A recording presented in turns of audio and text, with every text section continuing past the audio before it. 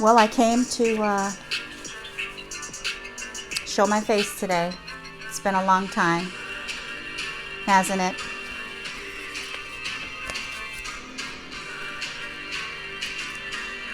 I came to talk a little Dead Darrius with you today. A little bit about Ivy.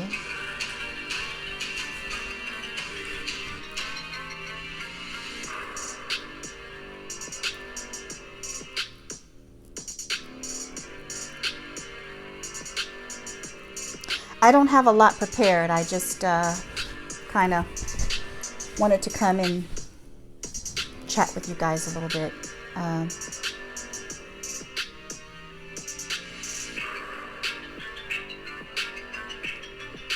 Not really sure what I want to say yet.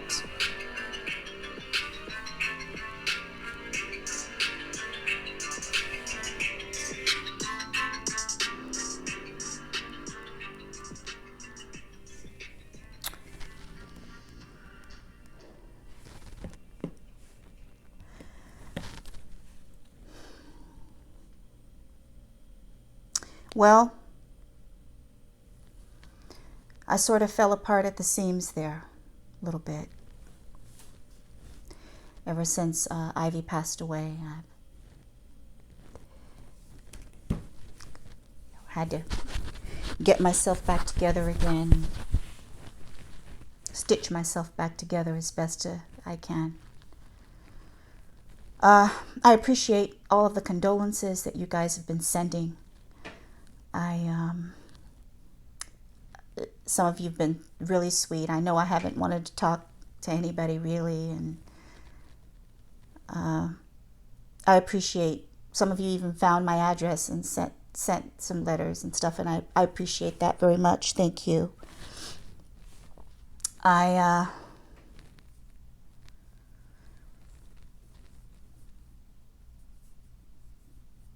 Well,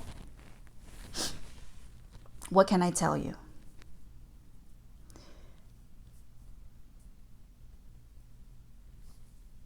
When your 24-year-old daughter dies, passes away, suddenly it changes you.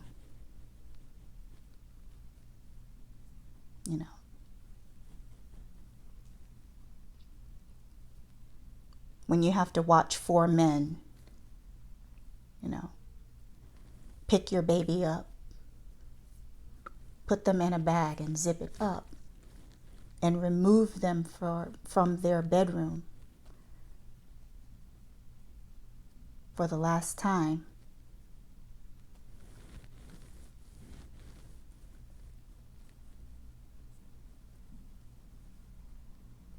It changes you.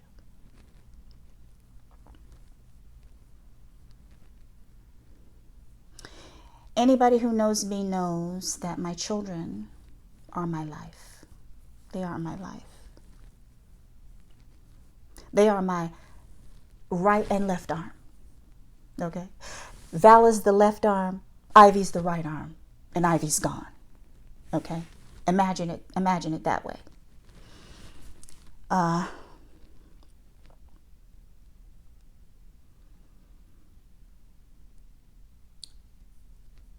Listen, I know you guys want to know about Ivy, and I know you want me to tell you what happened and how it happened, and I will do that. I am going to do that, but not now.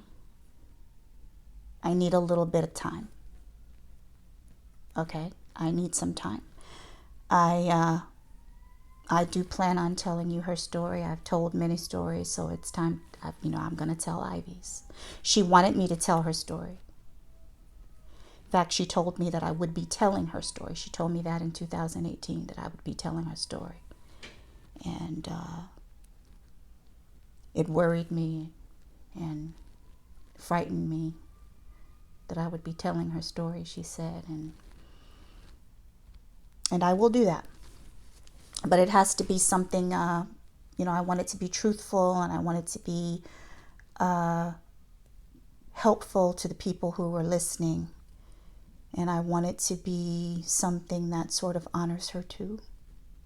You know, maybe some people feel like she shouldn't be honored, but she was mine. She was my baby. So, you know.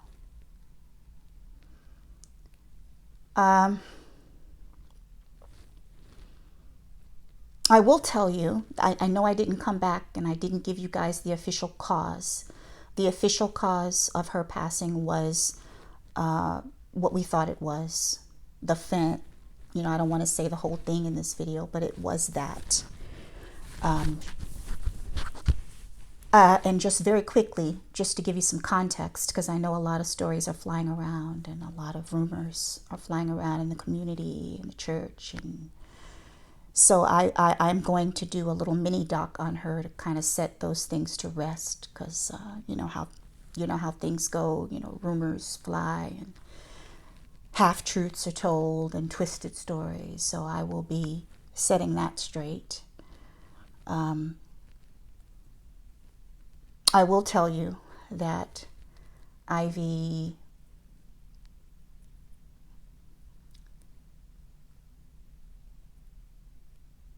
could see things and hear things that we could not see and hear.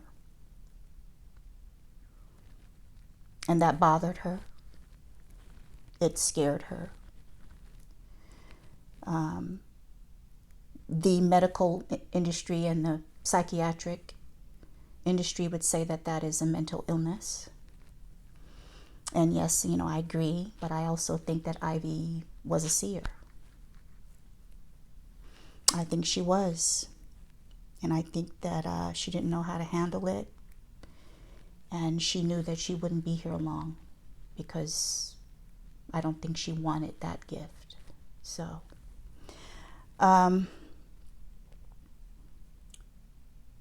to make herself feel better, she started smoking.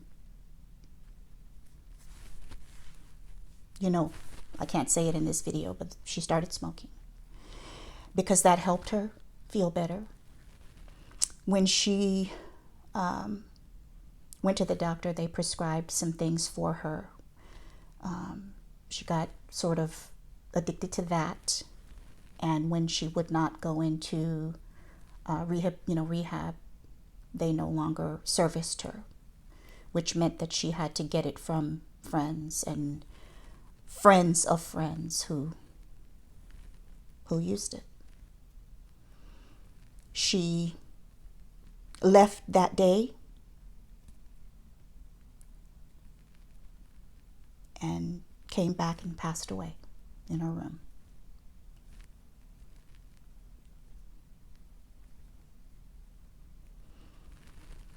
So, for so many years, I've told other stories, and as a reporter and a writer, and so many people have said to me, I saw you on this show, I saw you on that show, and I heard, what you said really resonated with me, and I'm going to be honest with you, it baffles me, how my stories can help somebody else, but it couldn't help Ivy. Didn't help her.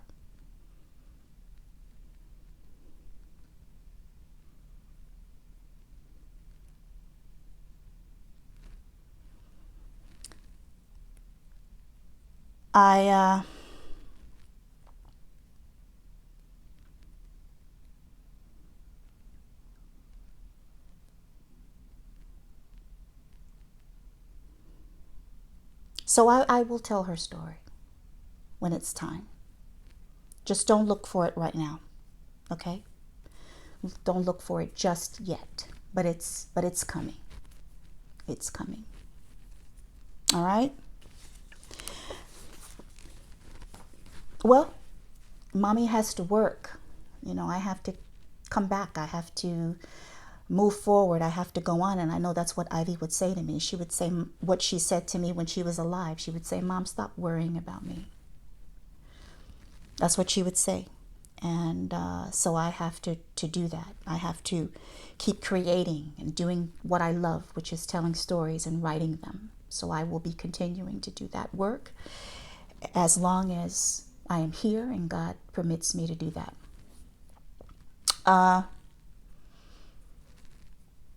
So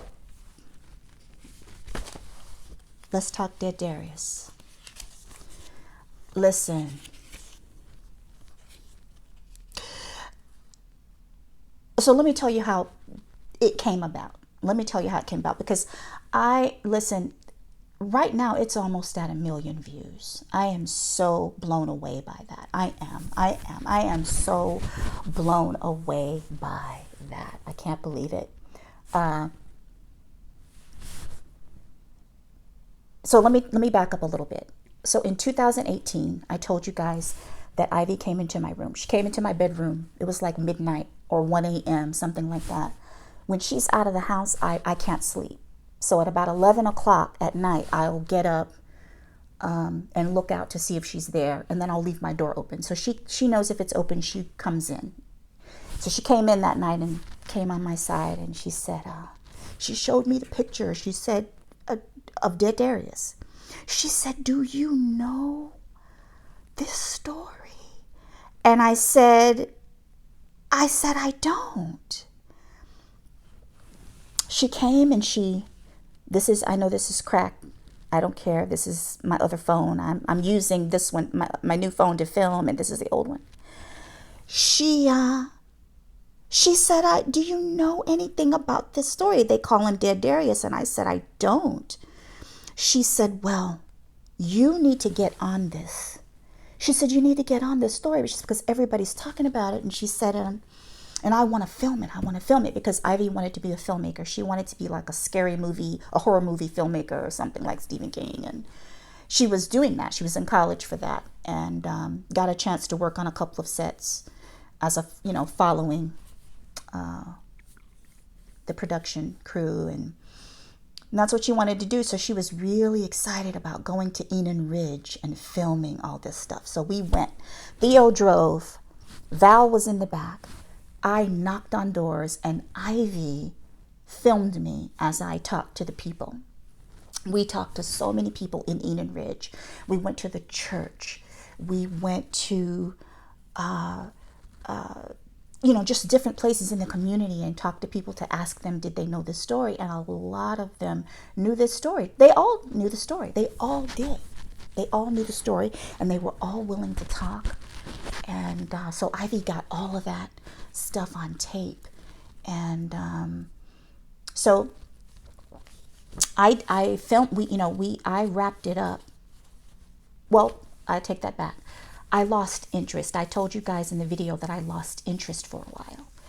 Really, I was worried about my daughter. I was so worried about her. I was filming TV episodes and getting off set and collapsing, calling, did Ivy come home? Did she come home last night? Is she home? That type thing. And I was just so worried until I put it away. I couldn't concentrate on it. But then one day, I think it was at the latter part of 2020, like December of 2020. I felt good. I knocked on Ivy's door and I said, Ivy, I said, listen, I said, my creativity is flowing. I said, I am ready to do the Dead Darrius story. I said, the sun is shining bright and I'm ready to sink my teeth in and do this story. So I need all the footage and everything you took that day in Enon Ridge. And she's looking at me like this. She's like this. She said, what do you need? I said, Ivy, I need the stuff. I need the footage that you took of me canvassing the neighborhood and all the interviews, the photos. I need everything. She said, I don't have it. I said, Ivy, what do you mean you don't have it? She said, I don't have it. She said, we switched phones, remember? And I said, yeah. I said, I remember we switched phones and you have the phone with everything in it, don't you? She said, but I erased it.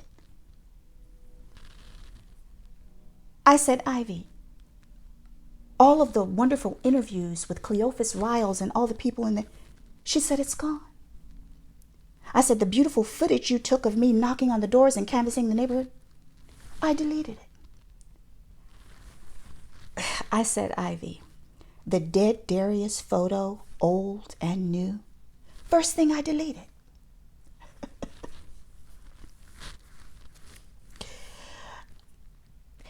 Needless to say, the dead Darrius story almost did not happen. Okay, it almost did not happen.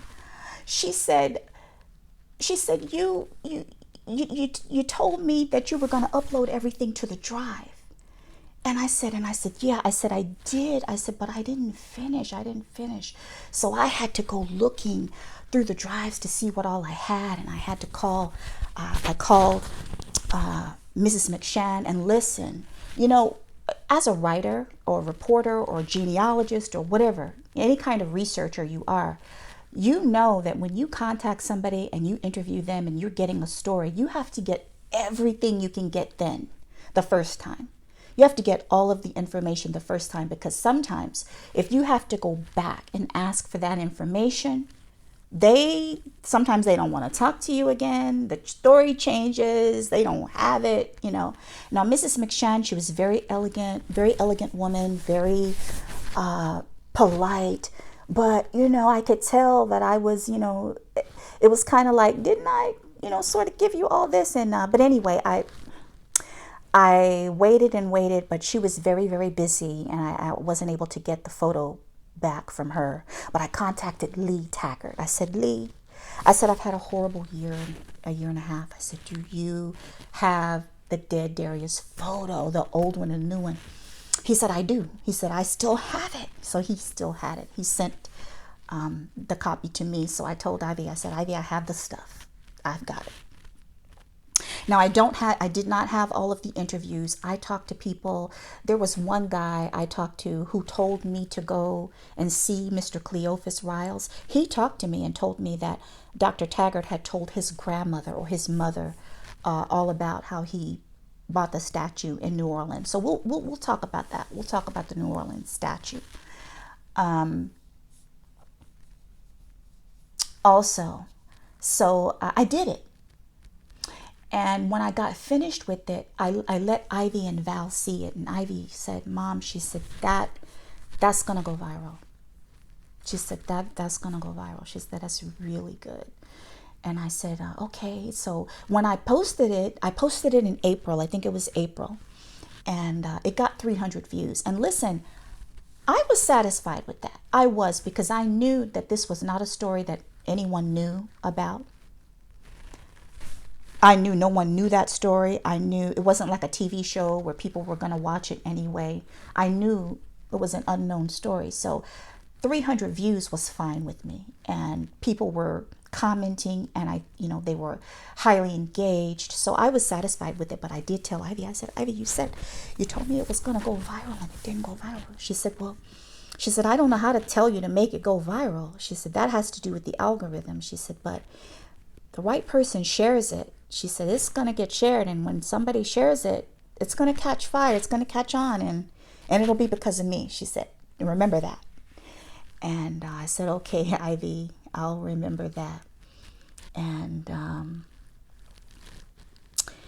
8 weeks or 9 weeks after her passing, I was in bed, where I've pretty much been since she left here. And Val said, Mom, he said, I'm in your analytics. He said, you have 10,000 people viewing your video. And I said, oh, really? Which ones? He said, not ones, one, the Darrius story. I said, oh. So I got up, I pulled my robe together, and I tiptoed to the computer. And sure enough, there were like 10,000 people an hour viewing that video. And I looked at Val and I said, it's happening just like Ivy said it would happen. And I said, okay, well, let me just get to 50,000. That's it. That's fine with me. Just let me get to 50,000. It got to 100,000, 200,000, 300,000. Val said, Mom, this video has 500,000 views. And now it's almost at 1 million views. And it's still going. And wow, that makes me proud of myself, because it was something that I did all by myself, and I like that. I know you guys sent me some criticism. I did read it. I thought it was meaningful criticism, and I know that the audio could have been better, and all of that. And as my channel grows, and as I do more research, and you support the channel and my research, then I will have more of a budget to invest in better audio and everything. So that's coming. But I did want to get the content out, and for you guys to have loved this, despite the audio, at almost 1 million views, that is like a phenomenon. I don't know if I can top that. I don't know if I could do that again, to be honest. I'm not even going to put that kind of pressure on myself again, because that's just something kind of a weird phenomenon that just happened with this story, I think. But anyway, that's how we originally put the story together. I wanted to share a couple of facts with you about the Darrius story. I know by now a lot of you have the information. I just wasn't up to coming on camera. I wasn't. I haven't been doing any camera work, actually. 2019, I think, was the last time I did any television work. And, I canceled 2 gigs in 2020 and canceled a few this year. And I just, for some reason, I'm not in the frame of mind to do it. I told one producer, I said, I can't talk about somebody else's daughter. I'm grieving my own right now. So I don't know how soon I would go back to doing that. And surprisingly, the Darrius story, the Darrius video, isn't even a true crime video. It's not. That's the beautiful thing about it, I think. So I definitely want to get into a different kind of storytelling, and still mystery, still mysterious, but I want to get into some other kinds of storytelling. All right, let's talk a little bit about Dead Darrius. So the name of the statue, I believe it is Boy Fishing. I could not find another one online just like the ones that the Taggarts had. Okay, I could not. So this is the one the Taggarts had. Okay, that's the one that they had, but I wasn't able to find another one like that. There is a similar one. Let me look it up really quick. And the price of it is like $64,000. Very, very expensive. Very, very expensive statue. Okay, I think it's this one here. All right. It's that one. So it's definitely not exactly like the one that we have, the one we're talking about, but it's similar, and it goes for a lot of money. I've seen that statue or something similar on other sites for about $3,000 or $4,000. So it's very, very, very, very expensive. Very, very expensive. It is made by the Goldscheider company. Frederick Goldscheider was a Bohemian businessman, a Bohemian entrepreneur who went to Vienna, in the late 1800s, and started his manufacturing company, where he hired some of the best artists and sculptors in the world. And this particular statue, I believe, is by a man named Hanneroth. B. Hanneroth was the sculptor. And I believe he probably sculpted the one that we're talking about, the other Dead Darrius statue. It was part of a children's series that they were doing. So I know a lot of you were saying, are these slave boys? No, I do not believe that they are.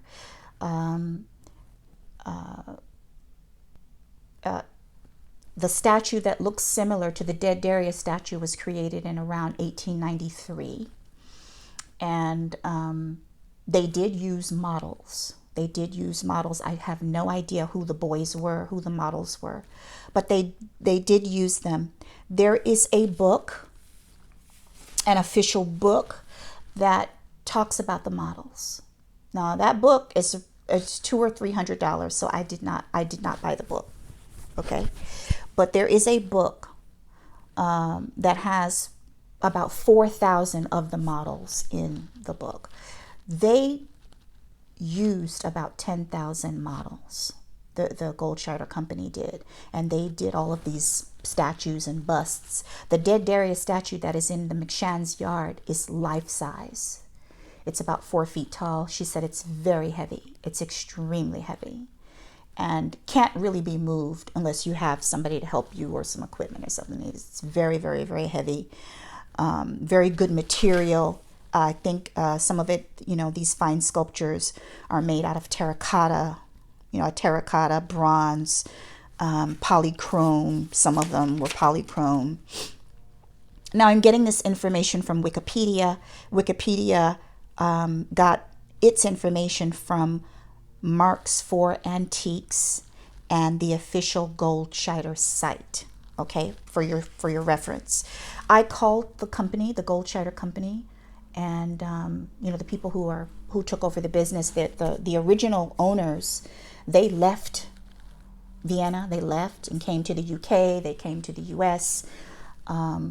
They later returned, but they tried to get the businesses started. I think they handed the business down to some sons, but it didn't seem like it had the same success they had enjoyed in their heyday.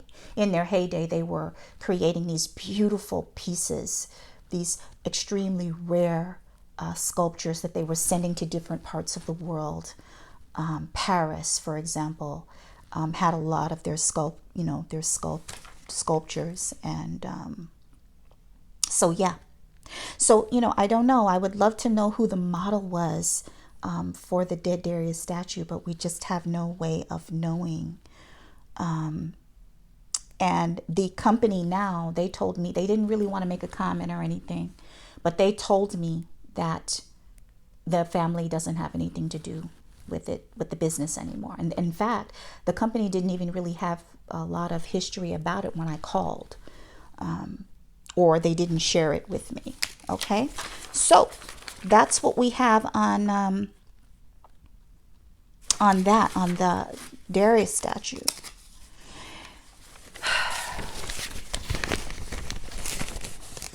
I know a lot of you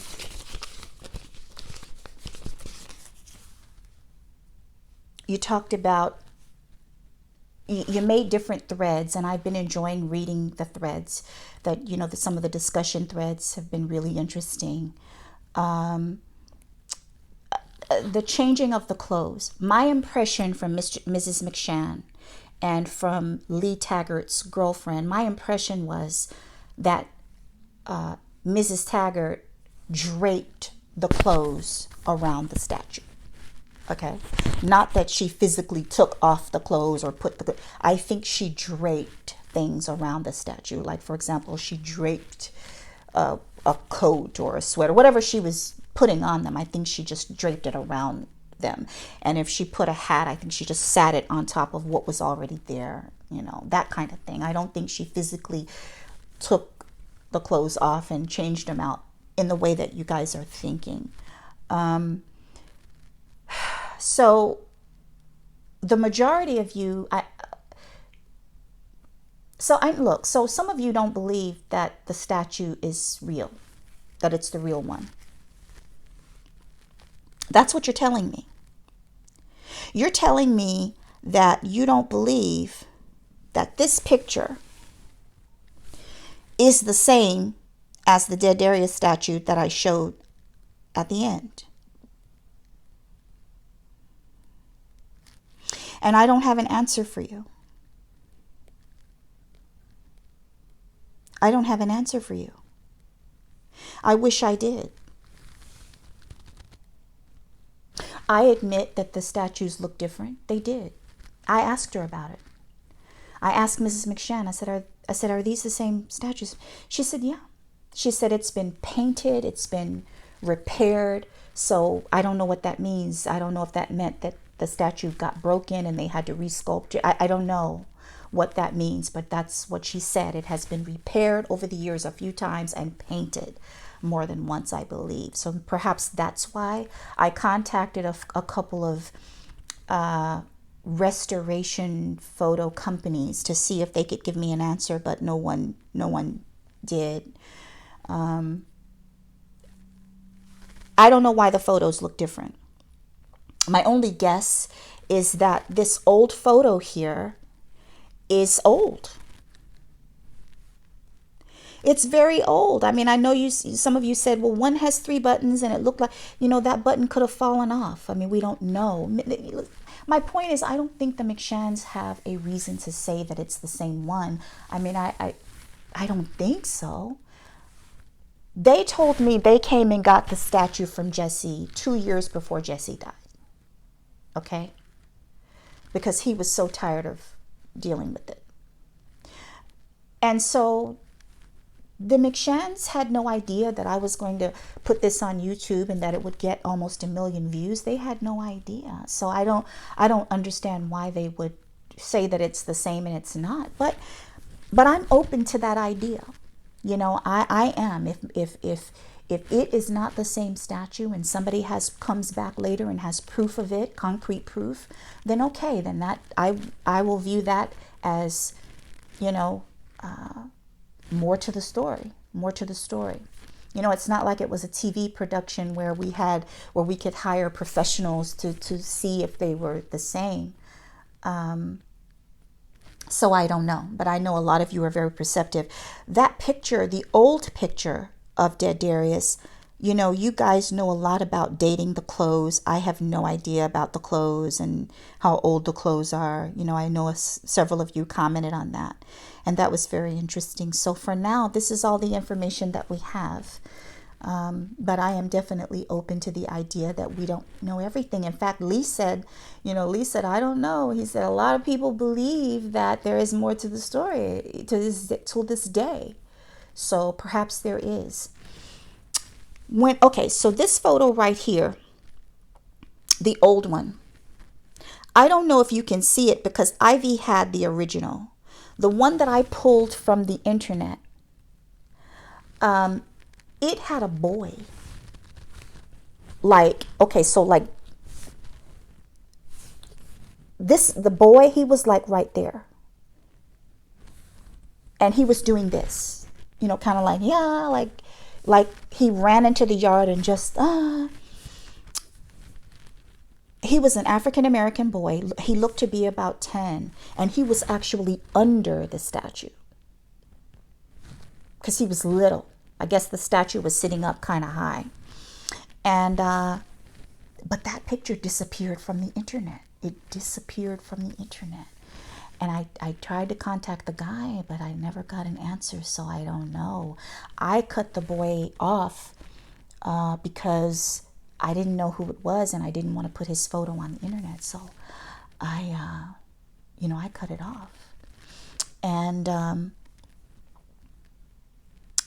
I don't know who that was, but somebody knows. Somebody knows who took that picture and who the little boy is. I wish they would come forward and write to me and tell me who you are and who is that and when was that photo taken.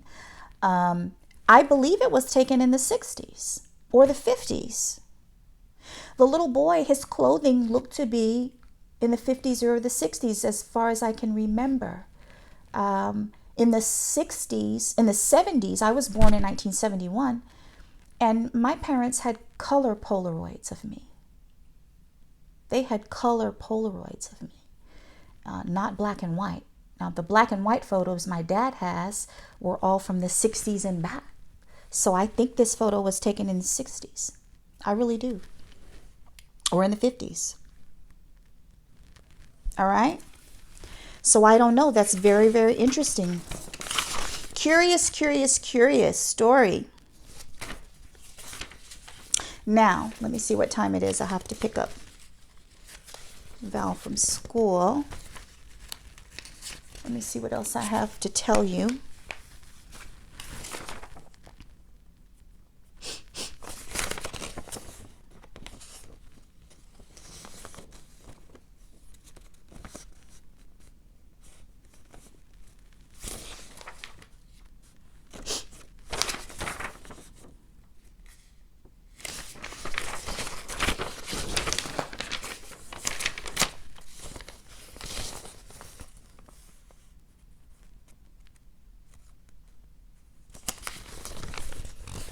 Something else I had to tell you. Oh, let's talk a little bit about the McShans, about Mr. McShan.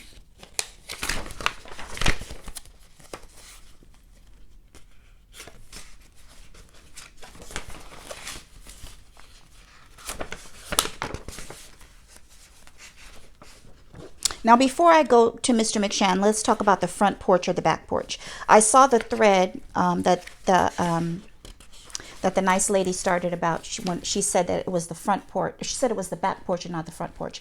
Listen, okay, I agree with you guys. The front porch or the back porch. Lee told me the front porch. In fact, if you listen to the Dead Darrius video, he says it. He said at first it was in the front porch and then they had to move it back there. So I don't know at what point they moved it back there.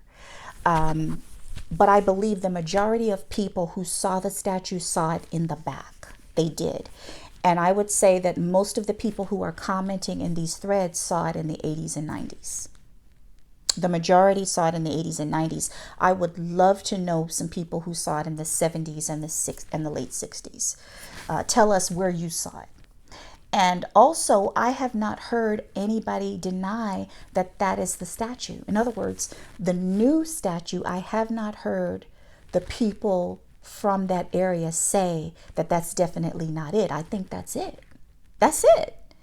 Because Lee Taggart said it's the old photo that you showed me is kind of not looking like the real statue. So the statue, I believe that the McShans have, I believe that's it. The question is, where did this photo come from? Was this photo taken in Jesse Taggart's yard, or was it taken at the doctor's place?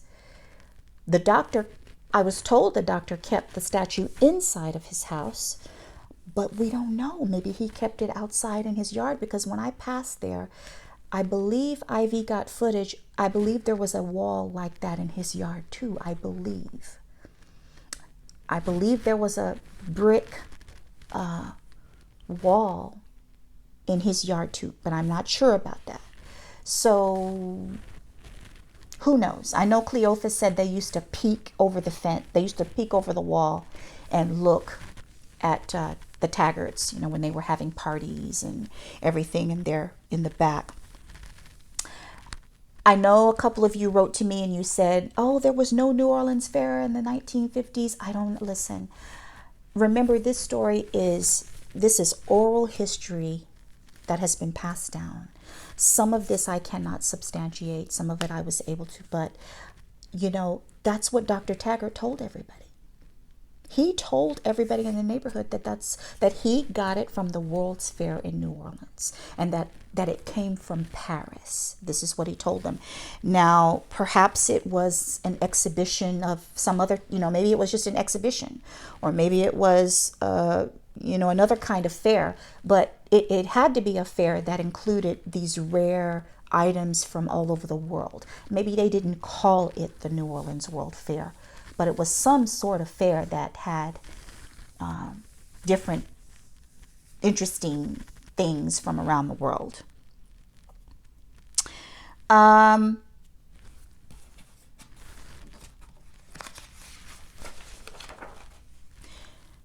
You guys talked to me about the word when I said M-U-R. I can't say it in this video. M-U-R versus K-I-L. Okay. There is a difference. There is a difference, you guys. I'm going to let you guys look online and do your research on that. But there is a difference between myrrh and the K-L, okay? There's a difference. It talks about intent. Now, I admit when I said it, I should have been clearer. That was a production error. I should have been clearer. I should have said there was a boy who was MUR or on a bike. I should have included on a bike. I think I did include it a little bit later in the video, but that's what I meant. So that was a production error and it was not clear.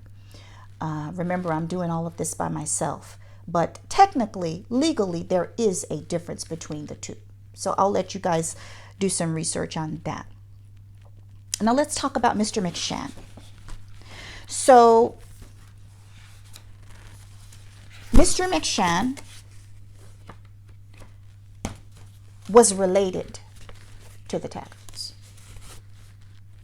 He was their nephew.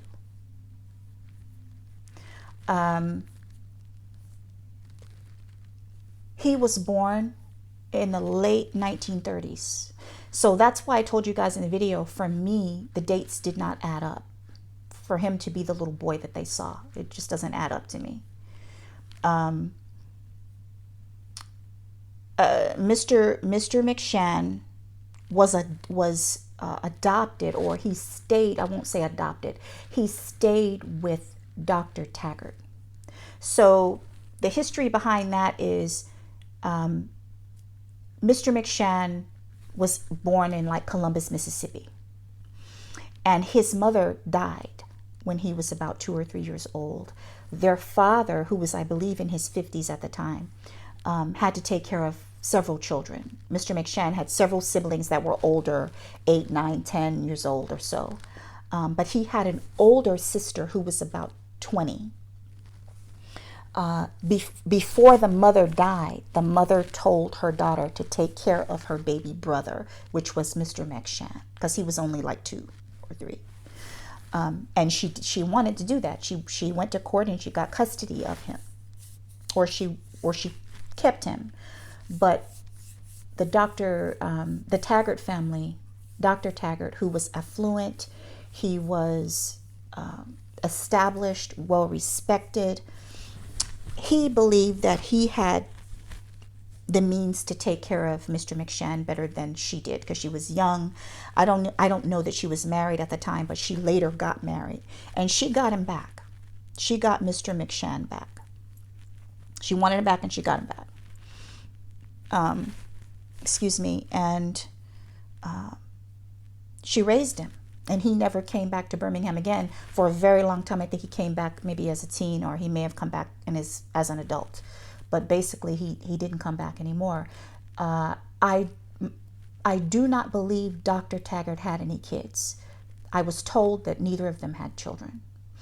Now, when I was doing my research for this story, Dr. Taggart listed, I don't know if it was in the Ebony magazine article or what, but he listed 3 children. Mr. McShan was one of them, and there were 2 more people, but I guess they were not his biological children, maybe, I don't know, or I'm not sure about that, but I did see that in my research.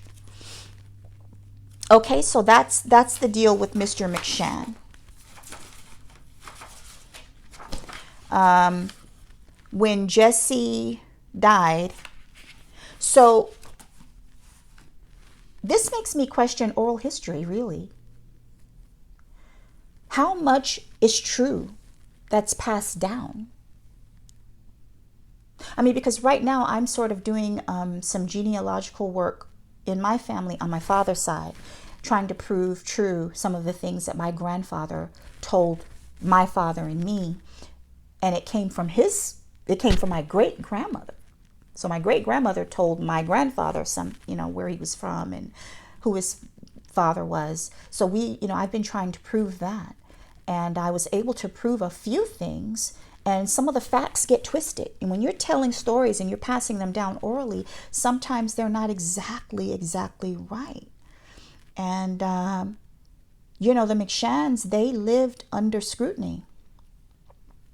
My understanding is that they laughed at it. Sometimes they thought it was funny. Later on, but I believe at one time it was a lot. I believe at one time it got to them because, after all, there was some sort of investigation where they were being accused of doing something, to their son or whatever. And these rumors, they were vicious, they were malicious in nature. And they believe a neighbor started it, the rumor. In the video, I told you I think that the people remembered the hit and runs and everything, which could have been part of it as well. But the Taggarts believe that the rumor was started by a neighbor, by an elderly neighbor, and that the intent was to be malicious. Have you ever had a rumor started about you? And rumors, people can tell, they tell rumors for 30 years. The same thing. Well, she did that, or that family, they tell it without any fact, without any facts at all. They just repeat the same thing that they heard. And a lot of times the event is mixed with fact and lies. So that's why I was excited about doing this story, because I wanted to get to the bottom of it. I wanted to get to the bottom of this. And the Mcshan, the Taggarts had to live with that, for many, many years, until finally, Mr. Taggart, Jesse, he just said, "Come get the statue." He was tired of it. He was tired of it.